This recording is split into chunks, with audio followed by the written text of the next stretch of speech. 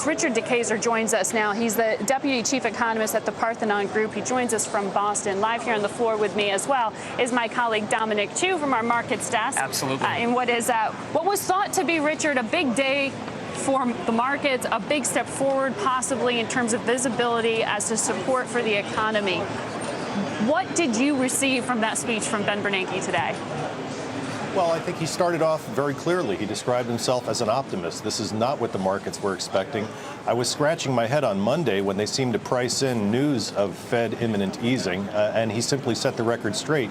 Importantly, it wasn't just Bernanke. We've had two Fed presidents on the wires today talking about no new monetary policy easing on the horizon. So the message is very clear.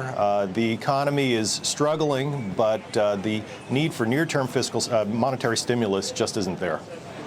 He also indicated that he had some confidence in how European leadership was trying to contain the issues with sovereign debt.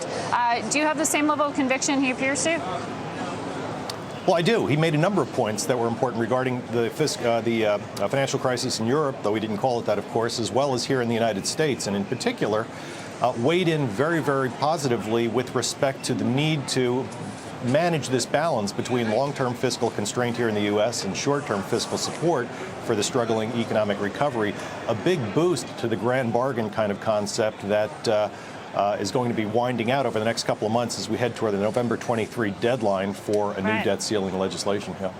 Well, Richard, it's Dominic here. One of the things that a lot of traders here at the NYSE are talking about is this idea that he's almost laying this at the feet of President Obama and Congress right now. Any surprise that he was so forthright about that particular fiscal side of the equation? Well, no, I don't think so. And the reason is pretty clear. Monetary policy has done a lot, and there's not much left that the Fed can do. Further actions might include another round of quantitative easing. There's not a lot of appetite for that and not a lot of confidence that that's going to make all the difference in the world.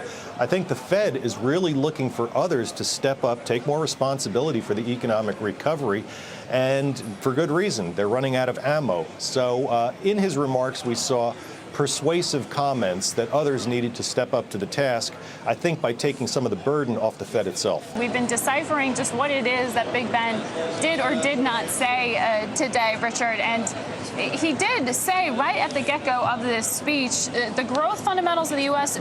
do not appear to have been permanently altered by the shocks of the past 4 years. Do you buy that, or is this just a fundamentally different global economy than it was pre-crisis? Well, it depends how you define long-term, and he didn't give a very precise definition. But I think if you define long-term in decades rather than years, I would agree with the chairman. What we're working through is a very serious financial crisis, namely the housing market in particular. It still hasn't been fully addressed, and the chairman did make a plug there for more policies to address the housing problem. But these are not the kind of long-term problems that fundamentally question U.S. productivity, innovation, the kind of things that deliver higher living standards over longer periods of time. So I think if you take a long enough view, I would agree with the chairman that the long-term prospects are still very sound.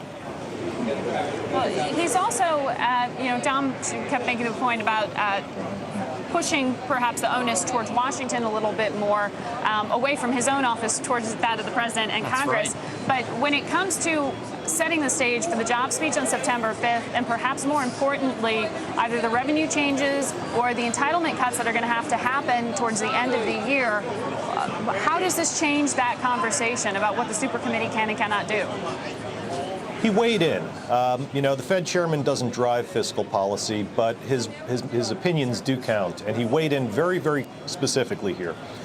He said that we need to get our long-term deficits under control. That represents a real threat to the long-term prospects of U.S. economic growth. However, he also said that we need to be very mindful that this nascent economic recovery is feeble, not his words, but tepid, however you want to characterize, weak.